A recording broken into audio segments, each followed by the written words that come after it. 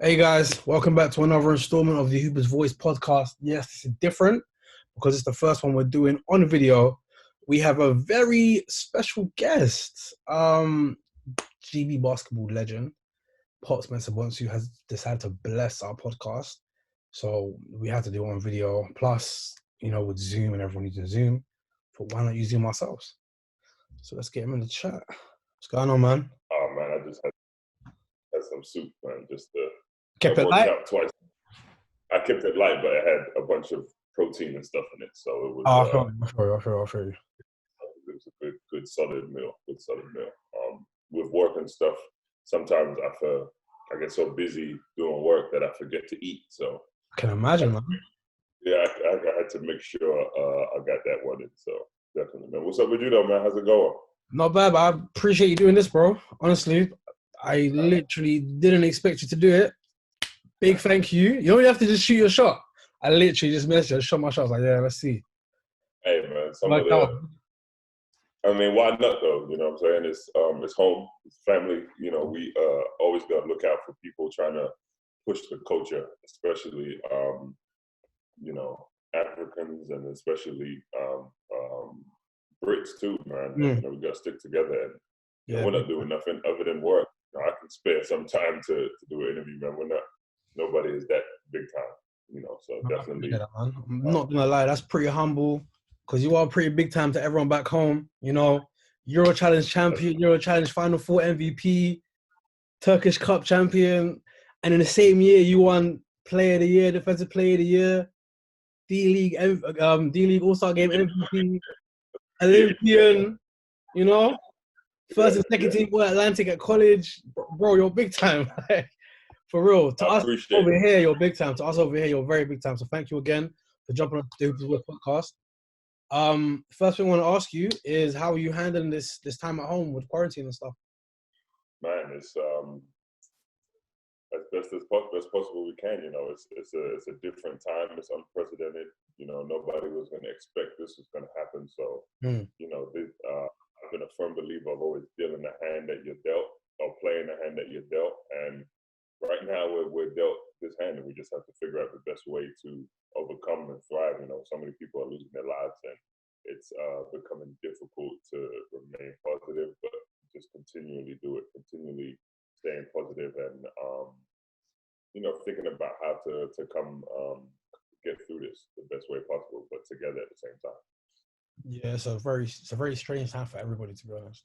Yeah, But a lot of people have been taking it pretty well, to be honest, better than I thought they would. really, that's good Yeah, to know. better than I thought they would. So, two first questions I ask every guest that we have is what is the first thing you wanted to be growing up as a kid? And secondly, who was the hardest person you had to guard in your whole career? It could be back at Hackney or in Brixton, Europe, NBA, college, anywhere. Who was the hardest person you had to guard? And what was the first thing you wanted to be? So I wanted to be. If anybody knows anything about me, I started basketball kind of late, Mhm. and that's relative. When you're talking about British basketball, but I started basketball like 12, and right when I was 12, when I was 13, I was focused on football and athletics, and my my grades were slipping because I was into so many other things, and I was traveling an hour from Tottenham all the way to the other side of Hackney Yeah. to train, and my my grades were slipping. So basketball was just, although it was something that I loved, I didn't love it enough to put my all into it. For me, high jump was what was my love, my passion. It's Yeah. what, yeah. I was like I said, but I started basketball late, so I had to pick it up. Luckily, I was athletic and had the ability to keep up that way. But for me, if it was high jump was the route I thought I was going to go. I thought I was going to jump for Great Britain, go to the Olympics, because I felt like I was naturally gifted at high jump. And if you've ever heard Luau and I talk, he always references the time when we were Yeah. competing against each other. He never knew that high jump was my first sport. So, if it wasn't for basketball, I would like to think I would have been an Olympian high jumper for sure.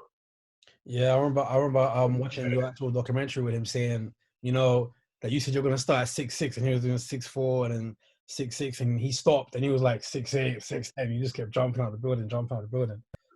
So so yeah, who Yeah, was man, the hardest guy you had to guard throughout your whole career? that's a good question. I mean, if you think about it, my rookie year, I was in Dallas, Mm-hmm. and that was the year Dirk won MVP, and so I had to guard him every day in practice. And you know, I like to think I used to do a good job on him. And one day I caught myself talking trash. I was talking trash, and you know, he had missed a couple shots and this, that, third, Mm. and this is the ultimate trash talk, and it humbled me to this day, man. It was the best way to neutralize somebody who thinks they're doing a good job. So I'm guarding him, and then he's like, "Chill out, young fella," and I was like, "Nah, don't be mad because I'm locking you up." He was like, "Locking me up? I've been playing with my left hand this whole time." Wow, He was playing with his left hand, and I was like, "What?" And the next play, he comes down, makes a move, and shoots it with his left. that's I crazy. was like, the disrespect, but that's how great he was. And I was like, yeah, it was. Even though I felt like I was doing a good job, he was just going through the motions and working on his game and working on something different. And I'm thinking, I'm over here thinking I could lock him down or something. But yeah, I think I'll give the nod to Dirk and Chris Bosh. Would be a close second because I had to guard him every day in practice after that too. So see, Dirk and CB for sure. That's crazy, man.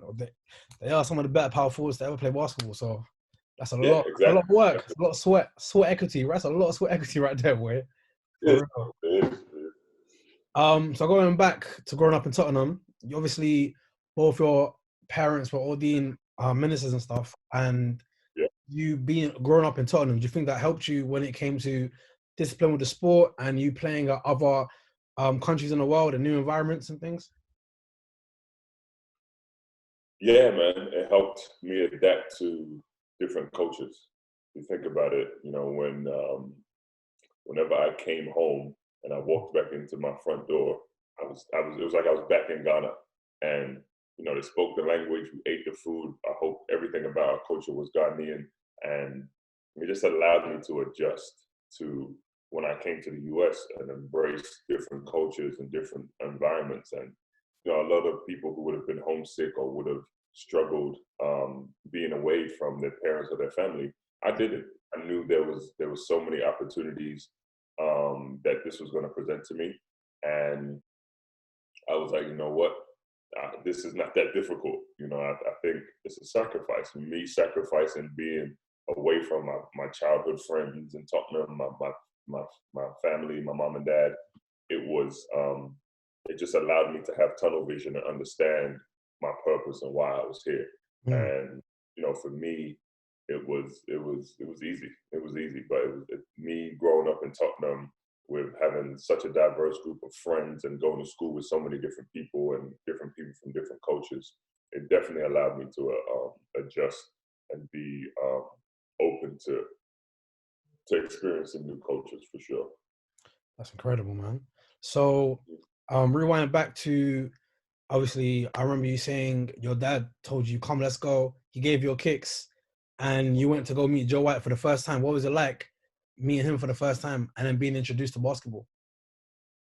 It was intimidating. You know, again, I'm 11, 12 years old. I've never met anybody that size before. Like anybody who knows him or knew him, what knew he was about 6'8", a solid 300 pounds. Just a big, intimidating figure. Yeah. And he had a really strong voice too. And as kids, like it was like a fear, but he was like a big teddy bear too when he wanted to be, you know. And Yeah. you know, being introduced to the game in that way, and it was all shocking. But I just love sports. I love competing, and I just found another sport that I could compete in, and I didn't know what it was going to do, what it was going to provide for me. But it was, man. I wish there was a couple of things I probably could have done differently. I remember I could have went to the secondary school that he taught at, which was Yeah. in Homerton, in Hackney, and remember he asked me if you're really serious about basketball, you'll come to the school. And it was an all boys school. At the time I was turning year 7. Well, how old are you in year 7? What's that? About 12. That's what? Yeah, about 12. 12, yeah. So it's 12, probably after I started playing, he asked me. 12, 13, he asked me, and he's like, if you're serious about basketball, you'll come to Hamilton. And I remember he dropped me off home and he said it, and I was like, man, how serious am I? I was like, all my friends are going to St. Thomas More in Haringey, in Wood Green. And I was like, I don't want to go to all boys school. I remember he told me to speak to my parents. I never went to my mom and dad. The next time I went to training, I told them, and I was like, they said no. And it didn't dawn on me till about, 15, 20 years later that I realized him coming to me and telling me that. And I decided I wanted to go with my friends instead of making another sacrifice and go to school where I could probably have developed a lot faster. But, again, these are experiences in life that make me the man I am today, So, it's probably one of the only things I may have done different growing up, knowing what I know now and all the experiences that we had. That's probably the only thing I may have done differently, to be honest. But that was my introduction to the game and to Joe White, and it was a good experience, man, for sure. Definitely wish he could have been around to see and benefit from the fruits of his labor in that regard. Yeah, trust me. I didn't ever meet him, but obviously I've heard great things about him growing up in London, and obviously all the work he's done. Did he really give you homework on top of basketball training? Yeah, he taught me long division. Wow. Yeah, people don't understand that. Like, I used to do his homework before I would do my homework for secondary school. Because I was like, I'm not going to be able to practice if I don't do it and do it right. And I remember one time I come to the gym and you don't hear no balls bouncing or nothing. It's just the anticipation of hearing practice, getting ready to start, and then you get there and everybody's just training and you hear the balls bouncing. This time I didn't hear anything. I walked in and all the guys from our team were just on the floor doing homework, doing our long division, doing our math and everything. They taught me how to do long division, which was insane to me. Something my teachers could never do. I used to go to Saturday school too, and they could never teach me. Joe was able to teach me long division, and I always reference that to this day to say, like, some people you experience in life are more than what they seem. Like, he wasn't at the time. I didn't think much of it, but this is more than a coach. Somebody who's going to invest that kind of time to teach kids about their education, to teach kids about how to be men, young Black men, during a time where we could have easily strayed down the wrong path was big, and he helped a lot of kids for sure. That's incredible. I've never heard of a coach that did that. The only time I've seen a coach do that was in Coach Carter, the film. Exactly, and that's literally what he did, man. That's literally what he did. That's crazy, man. Mm-hmm. Wow, that's a real good story. So how much did your older brother Kojo influence you in playing ball? Because I've never seen him play. I was too young, but I've heard the stories. Like, I heard one time he came into Rough and Ready, he didn't warm up, he was late or something. I don't know if it's true story, something someone told me. And then he had got changed and he just started like banging on people, no warm up, no nothing. Like, he just walked off the street, changed in his clothes, and he was eating. Like, how much did he have an impact on your basketball career and your life forevermore? Major. And it's his birthday today, so happy birthday. Happy birthday. So, that's crazy.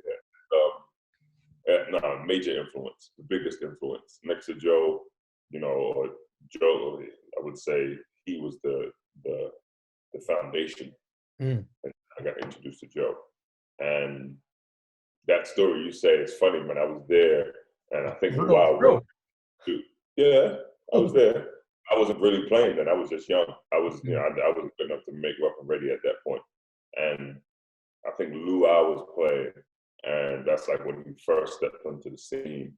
And I remember, like Lou said it. He tells the story too, but we're coming from Tottenham, so obviously it's going to take a little bit longer than everybody else that's coming around. So we're coming from Tottenham, get off the train. I remember we were running late because they used to do it on Saturday and Sunday. and we're running late, and he comes in, everybody started warming up, and so he gets in, he checks into the game, Mm. and like he says something like I'm watch this, or I'm about to dunk, and then he goes on a tear where he's just dunking every possession, and like the crowd is going crazy, and I'm experiencing it. This is my brother. Yeah. This is my brother, and I'm like, man, this is crazy that this is how people are reacting to him. And I was like, man, that's what I want. I want to have that impact on a crowd, and feel that type of adrenaline based on what I do on the court. And that memory always stuck with me. But that's definitely true. I definitely always felt like those are the biggest shoes to fill. I always wanted to make sure that I could follow in his footsteps in the right way.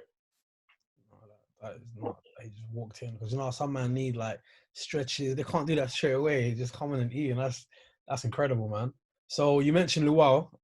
Growing up, obviously you would have seen him when you were playing and stuff, competing. Was he the guy you thought of when you were working out, because you knew that he could make it?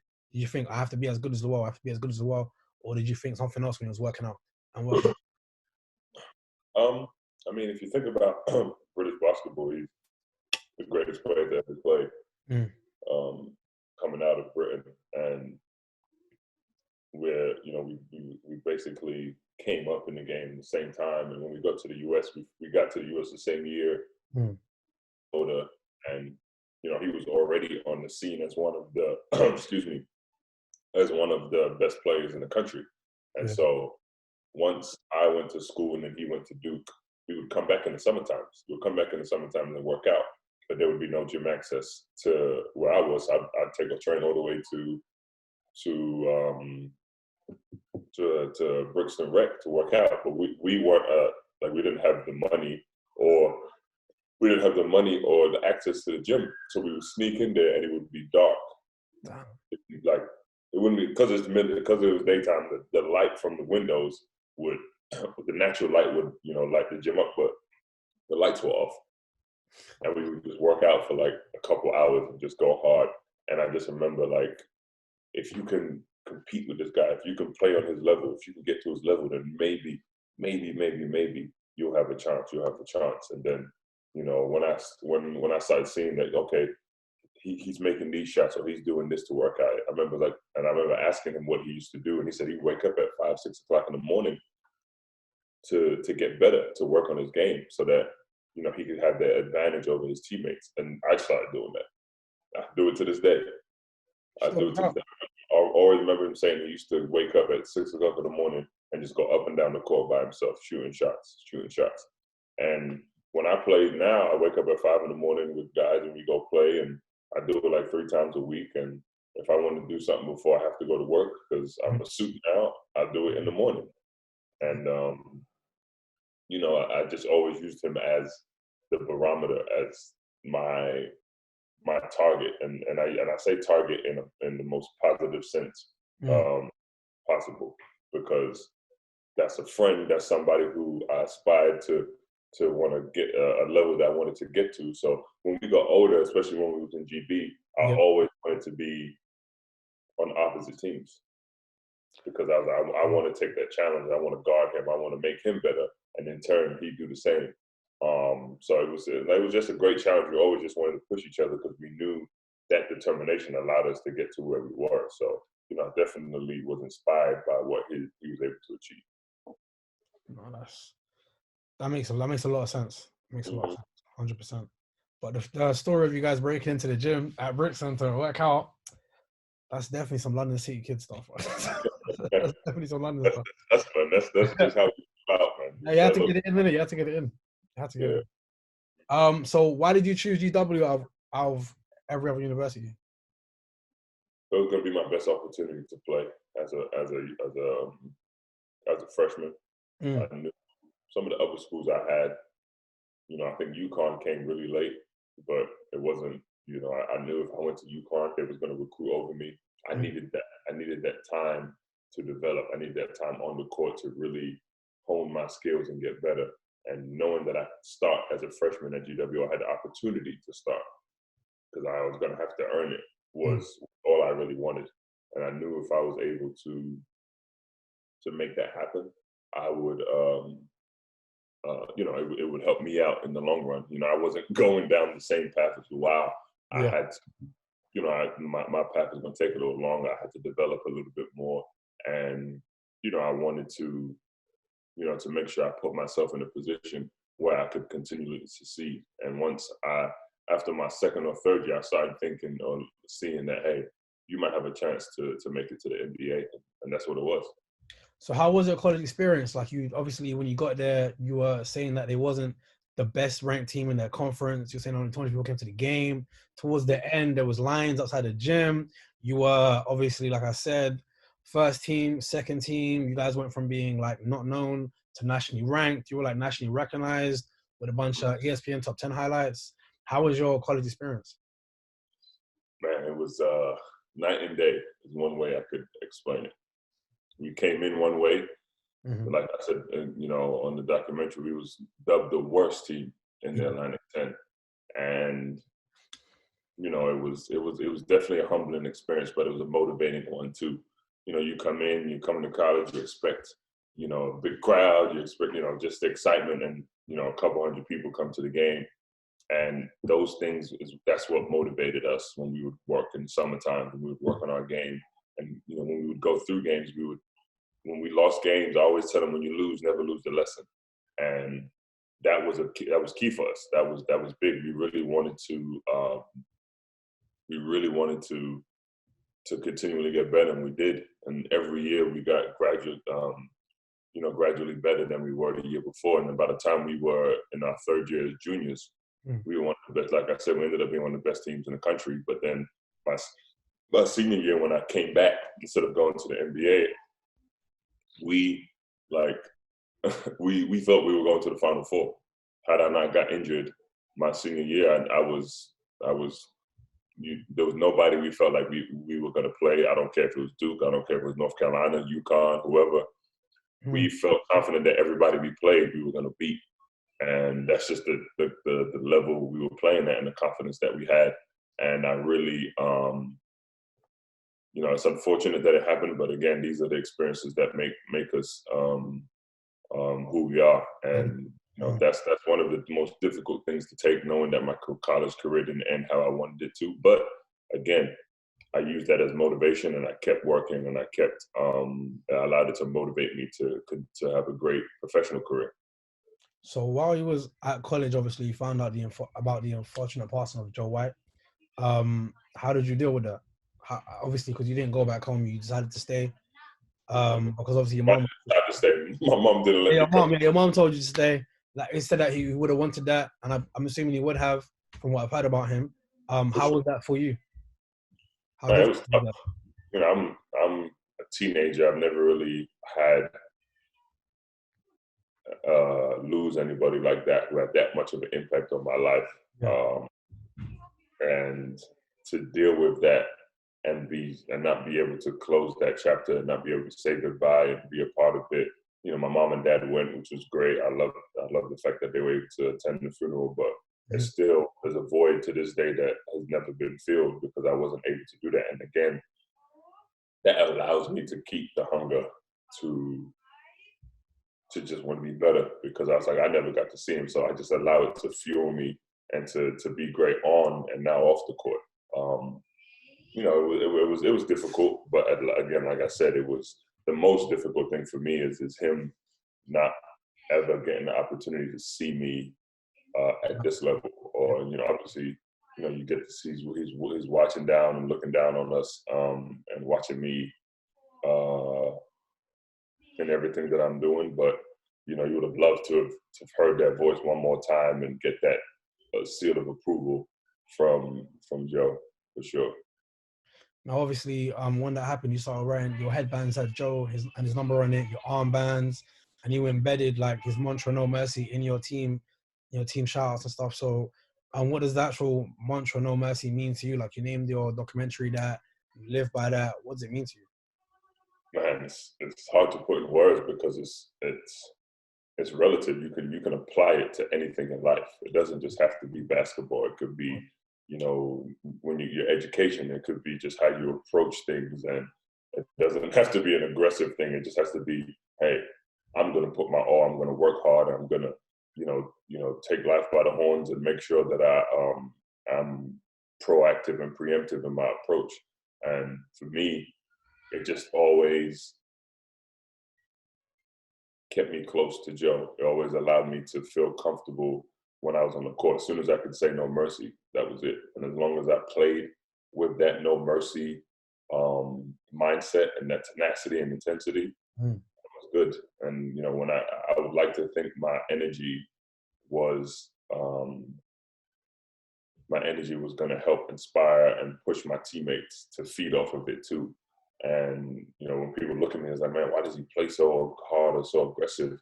And I would just be like, no mercy. That's what it is. I speak to my Hackney teammates, my friends, whenever we'd have a game, and literally I'd be like, "What's up, Trev?" And he'd be like, "What's up?" I'd just be like, "No mercy." He's like, "All right, game time, no mercy," and that's it. And that's all it was. And that's how I approached it. That's how I still approach things in life now too. And it's gotten me this far. So I definitely can attest that mindset to what I learned from Joe at a young age. Yeah, that makes sense now. Because I was wondering where this beast comes from. Because when you watch like your interviews or like see you in person, you're a very calm person, and then when you play, Right. just somebody else. So that makes a lot. That makes a lot of sense. I'm a different person on the court. 100%. I love it because it's like an alter ego. If you, like I said on the documentary, if you met me, like seeing me now, you see mild mannered and real calm because I'm in tune with my emotions. But on the court, I'm the ultimate competitor, and I'm gonna work hard. I'm gonna leave it all on the floor, and that's just what I've always hung my hat on, and I can attest that to the no mercy moniker that we use.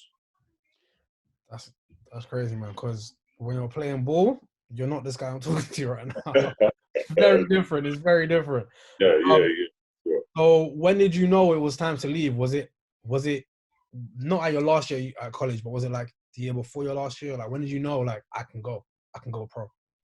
My junior year, I knew I had the ability, and I was looked at as an NBA player. And I was like, man, if I'm able to enter the draft early, like this is going to be huge. This is bigger than anybody could have ever expected and exceeded any expectation. And so back then, you didn't leave school to become a second round pick. And there was a team that guaranteed to draft me in the second round, but I was nervous because if you get drafted in the second round, you could get cut and then not make it. And then where would you be? Yeah, sure. So I decided to come back to school. I knew we could achieve something special, and I love that. I'm fine with that decision. Although I got hurt my senior year and then went undrafted. Yeah, I really, I really wanted to use that to inspire young players in London and Africa for them to see like somebody that looks like them and who came from the same background they did, came from Tottenham, Hackney, wherever, and made it, to let them know that it's achievable. And, going undrafted was difficult, but, I like to think being able to make it to the league was still good enough. So going undrafted during your draft workouts, who did you work out for? Man, maybe you should ask who I didn't work out for. It was like you work out for everyone? For my junior year, I did like 15 workouts. My senior year, I did like 25. So there was like another 5 teams that I didn't work out for. What was from memory, what was the best workout you had for which team? Good question. I want to say my junior year, I had a workout against Linus Glazer. He ended up playing. Did he play for Golden State? The workout was in Golden State, but I'm trying to figure out where he ended up getting drafted to. But he had a great career. No, he played for Toronto and a few other teams. Mm-hmm. But he had a great career in Europe too. And when I tell you that we were going at it, we were just competing, going at it, and that was one of the best ones. Another one I had, it's funny enough, if everybody's watching the Last Dance documentary, was for the Knicks. And Isaiah Thomas was running the workout. Yeah. And I remember, man, it is going great against one of my college rivals who went to LaSalle. And we both entered the draft early. And I remember Trevor Ariza was sitting there watching. and I was having a great workout. We playing 1-on-1, and Isaiah's doing a drill where we have to get open, and he's gonna pass us the ball, and he's throwing all these crazy passes and like that I didn't think anybody could make, and he's doing them, and I'm catching the alley-oop, and he throws one, and I get a chance to get a good like 1-2 or run up to it, and I jump as high as I could, and I remember jumping in the air, my knee is bent, and my foot gets caught in the guy's jersey, flips me around, and I hit my head on the floor. Damn. And everybody was like, oh, damn, I think he could have really hurt himself. And I'm lying there. I shake it off and I get up and I'm like, all right, let's go. And he's like, no.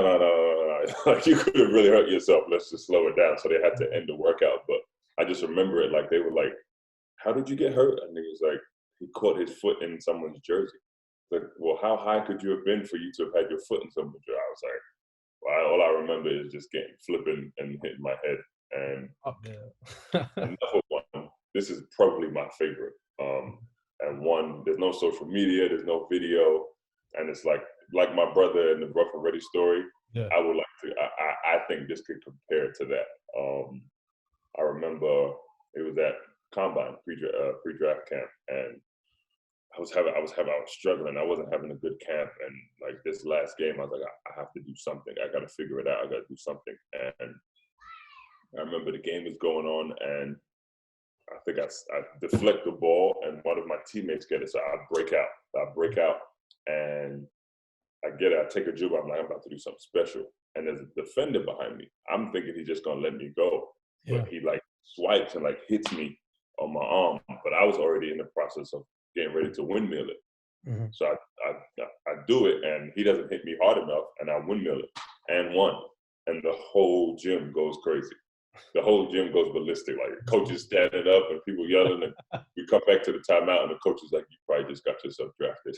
And obviously I didn't, but it was just a story where people still come up to me like, "Man, did you see that? You remember when you did that?" And I really wish that we could have had they recorded. Now they show the Combine on TV and ESPN and everything, and it would have been really dope to have seen that. But yeah, that's one that that's a memory that I'll never forget.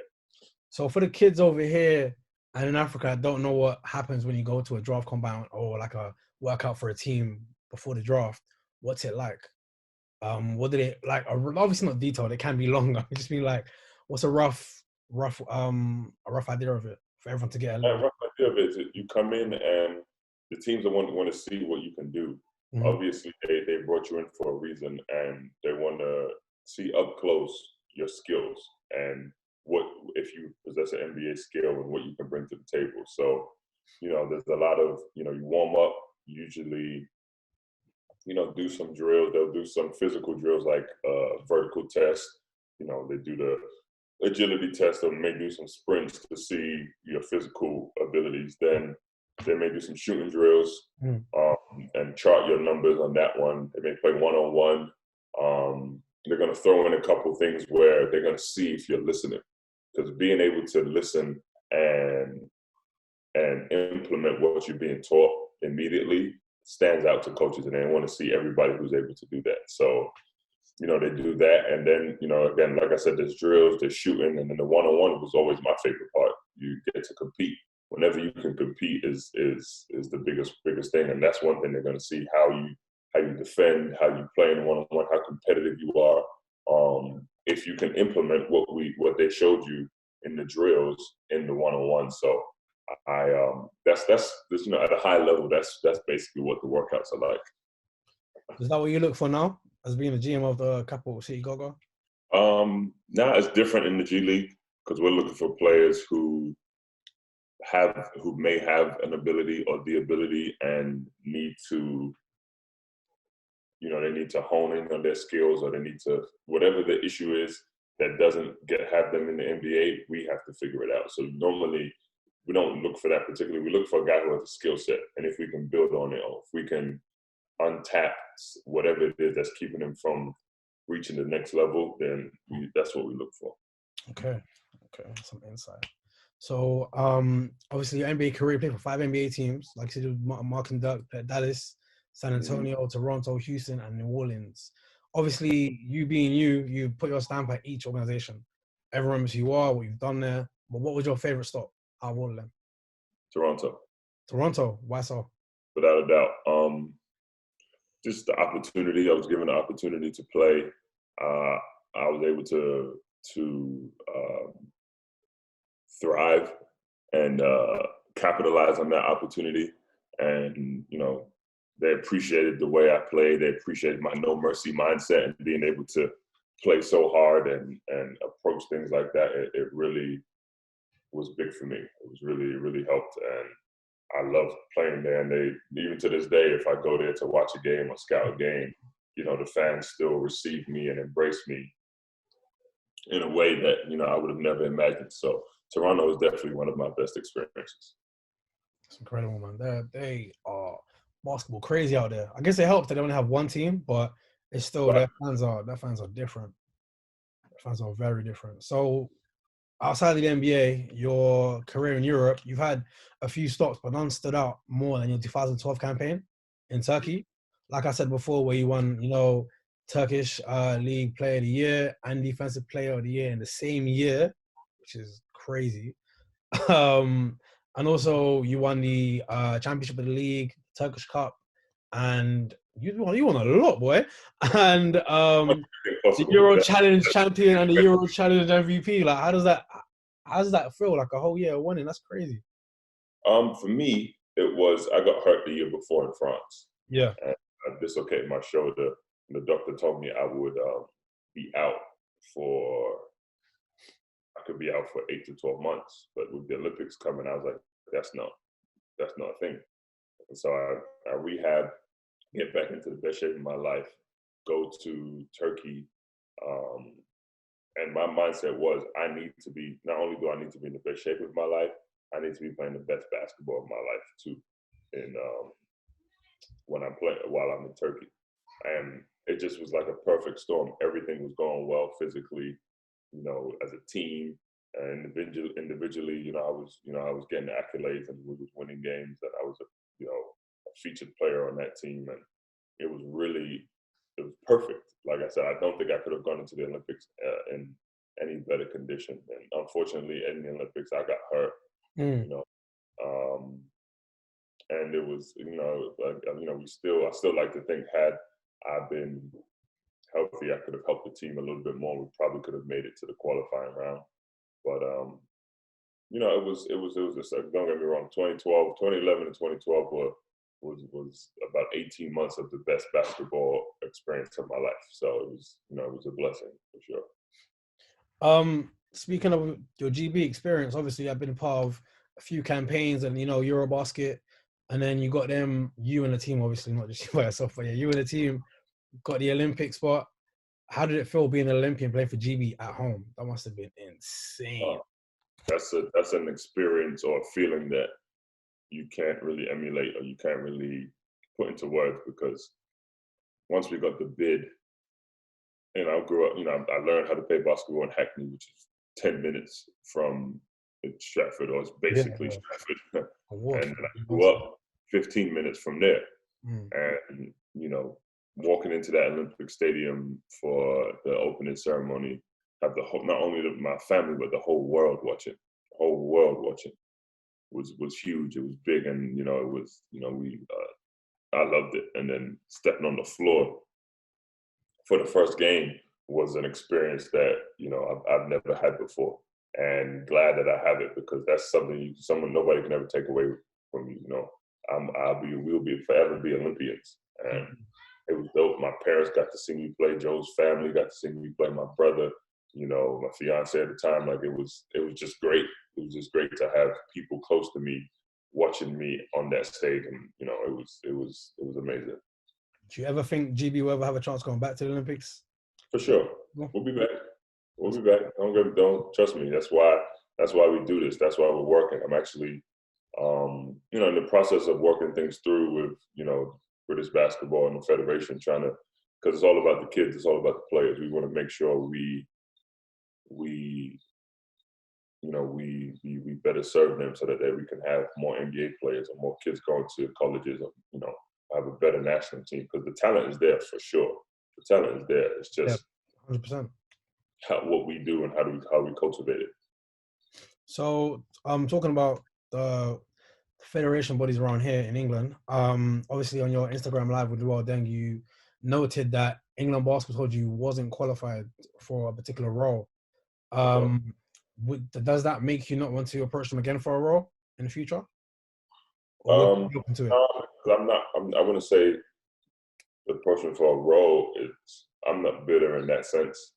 It was just disheartening to know that it was the way they looked at it wasn't correct. I'm not saying I was the perfect person for the job, but Mhm. to say that I wasn't qualified was enough to really, it was enough to let me know what's going on over there. And, I think at this point, it's all about just fixing it. It's all about making sure we put the proper things in place to allow the future to be bright in Great Britain. So again, like I said, at the time it was difficult to deal with, but I'm still a firm believer of that we'll get it right and get it right soon.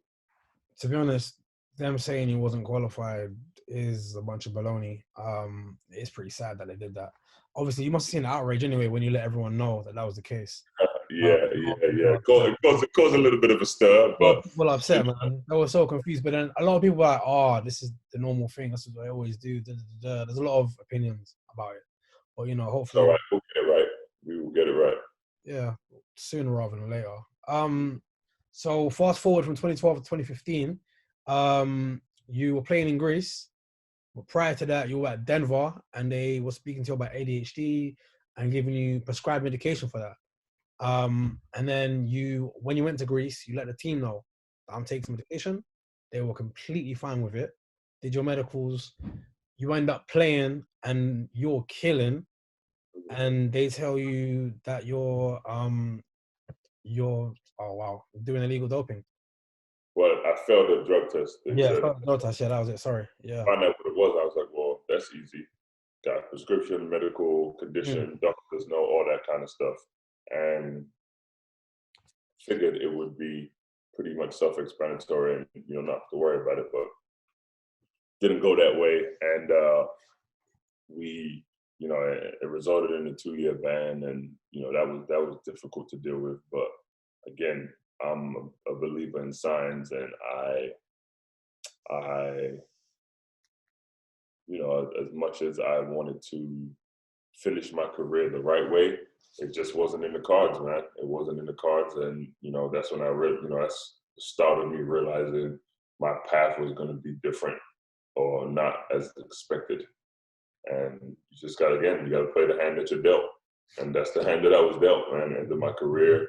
Luckily, I got a job at the Players Association. Then I scouted for the Spurs for 2 years, and now it led to me becoming a GM now. And Luau and I often talk about it and saying, had I not retired or had that not happened, I wouldn't be in the position I am today.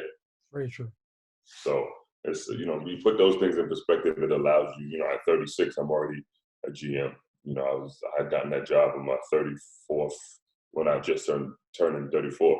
So that's relatively really young to become a GM already, and I still have so many more years to do all these wonderful things.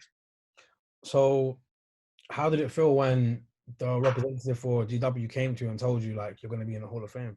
Like, how was that? Yeah, it was special, man. It was special because I know we had a great time there. We had done a lot and accomplished a lot, and it was so unexpected. You never know when that call is going to come. And when he told me, it was hard to believe, and I was like, man, this is kid from Tottenham, the Hall of Famer now, and it's Can't write special, that man. kind of stuff. Remember what we say? You can't write that kind of stuff. You can't, and I think that's how the documentary came about. My team saw my foundation, where I came from, and I was like, man, this is something we have to document. And it definitely allowed me to sit back for a second and put my whole path and my life in perspective, because I'd always been hitting the ground running. It's always been 100 miles per hour. I've never had the chance to really soak in that what it was in that period. And then when the documentary came out was a time for me to do that, to be like, wow, like, look what you've been able to do when you still have half your life to live. So it was special, man. Definitely a blessing. Nah, at least you get to, you know, smell your rose while you're still here, man. At a young age as well. Definitely, Yeah. that is a blessing. So you obviously scouting for the Spurs, and then they tell you get a phone call from the G League team in Washington about being a GM. How did it feel getting that interview before getting the job? Like, how you must have been gassed, bro. Like, I guess. crazy. In a while. Yeah, it definitely was. I was excited. I was like, man, like I often tell people I approach it the same way I approach the Olympics. I used to get really nervous before every game for some reason. But going into the Olympics, I knew this stage was too big. This moment was too special for me to have nerves and to not be at my best mentally, emotionally, and physically. And I just took the same approach. And I performed in the Olympics, and I felt like if I came in to this interview and put my best foot forward, I'd be fine. And I remember leaving the interview and just feeling confident. And then a week later, I saw my phone ring, and I was like, man, what's going on? And they tell me they want me to be the GM, man. It was special. It was special, man, because this is part of the reason why I retired. Part of the reason why I retired. So it was definitely something I wanted to accomplish, and I was able to do it within a couple of years of retiring. And it was a big moment for me for sure. Definitely guessed. Yeah, for real. I don't believe you have to be. It wasn't gas, something might be wrong with you. But so in 2015, when you obviously had the ban, and they actually lifted it later on, but they lifted it later on, was you working for the Spurs a sign that you said, you know what, I don't need to play anymore? I'm on to. Yeah, it was. It was a Could have went sign. back, so I could have went back and finished my career the way I wanted to, and it was a sign to be like, what God has planned for you is not what you have planned for yourself. So it just opened my eyes to be like, hey, I was being self-aware and looked in the mirror and was like, this is what it's going to be. My impact on the game is going to be off the court, and I had to accept it. talking about your impact off the court, how important is Basketball Africa League and basketball in Africa in general to you and building it? It's probably one of the most important things for me because, yes, I was born in Britain, but I'm African. My heritage is African. I feel like the continent is rich in so many different things, and resources, and culture, the people. And I think now it's time to continually invest into the people and give back. Being one of only 2 Ghanaians to play in the NBA, it's my social responsibility to do so. And I really want to, I definitely want to have an impact over there and use my platform and my reach to do so. So it's definitely one of the most important things to me. One thing that I really want to accomplish in life is building the game and building young leaders through the game. I hope more people that taste success that are born in the West but from Africa go back home as well, because they can impact a lot of people. Right. Scale, man. So everyone obviously had speculations of, one day maybe, who knows, that you and Luau, or you separately and Luau separately, might fund or have your own British Basketball League team. Do you ever see that happening? And if so, where would you want that team to be? Would you want it to be in North and Tottenham? Yeah, be in Tottenham, bro. Standard, yeah. I would if in London at least, but yeah, if I were to ever own a team in Tottenham, I don't even know if I could put that into words. That would be an Olympic level type of experience for me. To bring an arena, to bring basketball back there, and if possible to the point where we could bring a team there, that would be special. So it's gonna happen, man. It's gonna definitely happen, and hopefully sooner rather than later, but it's gonna happen. hopefully, man. Hopefully. So as you obviously are aware, especially now being a GM, a lot of British players have to go outside of the UK to get recognized by, per se, bigger leagues, whether it's the NBA or the EuroLeague, whatever, whether they go to college or an academy in Europe. Do you think there'll ever be a day where a player from the UK will just get drafted straight away to the NBA? Yeah? Sure. Find it easily. I definitely feel like that's going to happen. It's just, it may take some time because we're going to have to build up the leagues and the competition and have the grassroots be where it's supposed to be. But there's talent there, man. There's talent there. Like, So much talent there, man. Luau came from London Mm-hmm. and could have went to the NBA from high school. So yeah, I like to think had he stayed there in London, there was, he probably could have done the same. But I can see it happening, man. We just have to put the resources in place. No, yeah, it definitely can happen eventually, man. There's a lot of talent here, but like you said, the resources. Because even you talking about sneaking to gyms, and that was way back when. Kids are still having trouble working out in gyms now. So hopefully that changes in the coming future. So you've been like the franchise guy, you've been the MVP, defensive player of the year, you've been the rotation guy, the bench guy, the GM. Do you know what I mean? You had every single role in the sport of basketball. How did you transition to all of those? Was it difficult at first, or did you ease into it? At the time, you don't really see that it's happening. You don't really understand what's going on. You're just going through it. And that's where your experiences come. Not until I became a GM did I realize I had experienced all of those things and how they were going to have an impact on what I was going to do now. I was like, wow, I literally have worn all of those hats, and it allows me to do my job better.